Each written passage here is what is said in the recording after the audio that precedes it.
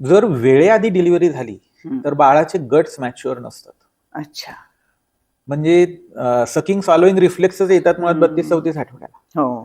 मग ते बाळाला न्यूट्रिशन कसं मिळेल? न्यूट्रिशनली हं. डिप्राइव्ह होणार आहे ते. हं. आणि ब्रेस्ट मिल्क कितीही प्रयत्न केला, प्रीटर्म ब्रेस्ट मिल्क जरा वेगळ्या तरी ते क्वालिटीचं असतं वगैरे बरोबर सगळं आहे. आहे. पण वेळेआधी डिलिव्हरी झाली तर बाळाला डेफिनेटली आपण न्यूट्रिशन जर नेझोगॅस्ट्रिक ट्यूब मधून जरी हं. दिलं किंवा ओरली दिलं तरी पण ते कमी पडणार आहे. कारण ऍब्झॉर्प्शनची जी सिस्टीम आहे तीच अजून मॅच्युअर झालेली मॅच्युअर नाही. नसते. बरोबर सो आहे. म्हणून प्रीटर्म बेबीजमध्ये न्यूरोलॉजिकल सिक्विलीज खूप होतात. आजकाल हं. तर ते टोटल पेरेंटल न्यूट्रिशन द्यायला लागलेत, हं. की शिरेतून पूर्ण न्यूट्रिशन द्यायचे, सगळे फॅक्टर्स द्यायचे बरं. बाळाला हां. शिरेतून, हां. की हे ब्रेन डेव्हलपमेंटमध्ये काही इश्यूज येऊ नयेत. येऊ नयेत. सो असं सगळं आता या लेवलवर प्रकरण चाललेलं आहे. वेळेआधी डिलिव्हरी होऊ द्यायची नाही, हे अतिशय महत्वाचा एक त्यातला भाग आहे. बाळाचा आयक्यू जर कमी होऊ बरोबर आहे. द्यायचा नसेल, मग त्यासाठी काय काय गोष्टी रिस्पॉन्सिबल असतात, की स्त्रीने ॲडिक्वेट आराम केला पाहिजे. हं.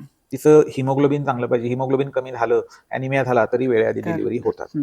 स्त्रीला कुठले इन्फेक्शन्स नाही झाले पाहिजे. मग बरोबर तिने आहे. बाहेरचं काही खायचं प्यायचं नाही, हं. गर्दीच्या ठिकाणी जायचं नाही, प्रवास अजिबात करायचा हं. नाही. नंतर घड्याळ लावून दर 2 तासांनी एक मोठा ग्लास पाणी प्यायचंय. हं. घड्याळ लावून दर 2 तासांनी लघवीला जायचंय. हं. म्हणजे युरिनरी इन्फेक्शन होणार बरोबर आहे. नाहीत. तर हे क्वारंटाईन आपल्या जसं सेल्फ क्वारंटाईन केलं होतं हं. आपण कोविडच्या काळात, हं. तसं जर केलं तर रेस्पिरेटरी